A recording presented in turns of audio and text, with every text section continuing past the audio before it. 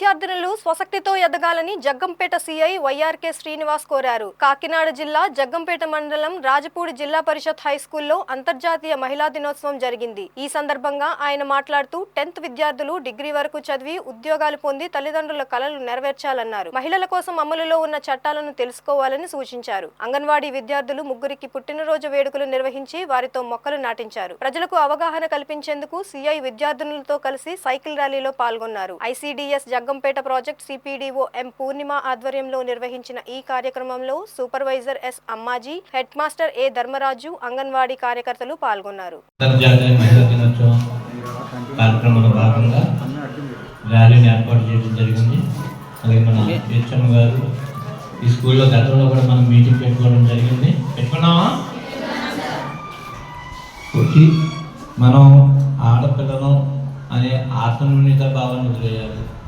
మనం అందరితో సమాన మన పిల్లలతో మనం అంతే అనే భావంతో ఉండాలి. ఎక్కువ మంది చదువుకున్నారు, చాలా సంతోషకరమైన విషయం. అయితే 10th క్లాస్ వరకు అది కొనసాగుతుంది. తర్వాత ఏవో చెప్తారు వాళ్ళు, అవన్నీ కరెక్ట్ కాదని చెప్పి మీరు వాళ్ళకి చెప్పాలి. అంతే తప్ప నువ్వు ఆడపిల్లవే నువ్వు ఇలాగే ఉండాలి, మగపిల్లలు ఇలాగే ఉండాలని కాదు.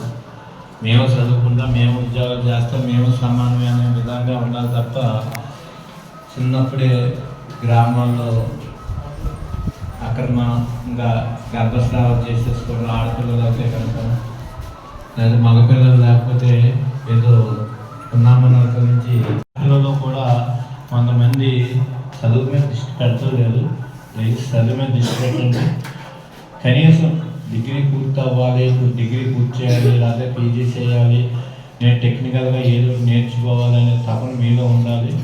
నేను నా కాళ్ళ మీద నిలబడగలుగుతున్నాను, నేను పోషించుకోగలను అనే స్థాయికి ఎదగాలి.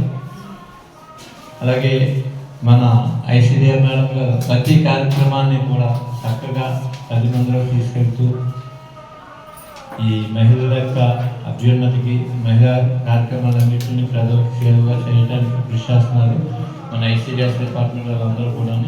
మీకు ఏ సమస్యలు ఉన్నా అవి లైంగిక ఎదుగుదల అవనండి, లేకపోతే వివక్షత అవనండి, లేకపోతే మీకు ఏ ఇబ్బంది ఉన్నా సరే ప్రతి గ్రామంలోని అంగన్వాడీ కేంద్రాలు ఉన్నాయి, మహిళా పోలీసులు ఉన్నారు, ఐసీడీఎస్ వాళ్ళు వేరు చాలామంది ఉంటున్నారు మహిళా ఉద్యోగస్తులు. వాళ్ళందరికీ ఎవరికైనా తెలియజేస్తే వెంటనే తెలియజేస్తారు. అలాగే ప్రతి హై స్కూల్ దగ్గర కూడా మా నెంబర్ కూడా ఇవ్వడం జరిగింది. మీకు ఏదైనా సమస్య ఉన్నా మీ హై స్కూల్లో యూటీజింగ్ లాంటిది ఏదైనా ఉంటే కనుక వెంటనే తెలియజేయండి. నన్ను మీకు ఎప్పుడు కూడా పోలీసు డిపార్ట్మెంట్ నుంచి పూర్తి సహాయ సహకారాలు, సంపూర్ణ రక్షణ భద్రత కల్పించడానికి మేము ఎప్పుడు ముందుంటామో తెలియజేస్తాం.